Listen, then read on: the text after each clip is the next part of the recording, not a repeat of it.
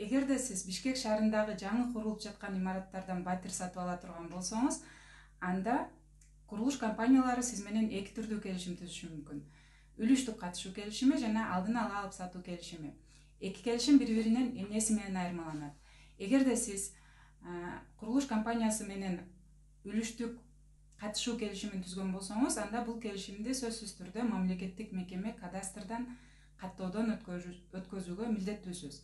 Анткени 2008 жылы 27 ноябрда Бишкек шаардык кеңеши Бишкек шаарындагы көп квартирлүү үйлөрдү үлүштүк куруунун шарттары жана тартиби жөнүндөгү жобонун 3-пункт 3-беренесинде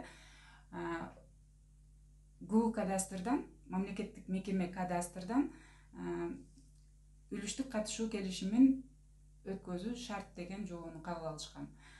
Ал эми экинчи келишим, алдын ала алып сатуу келишимин нотариалдык куөлөндүрүүдөн тараптардын каалоосу менен өткөзсө да болот, өткөзбөй койсо деле ал жарактуу болуп эсептелинет.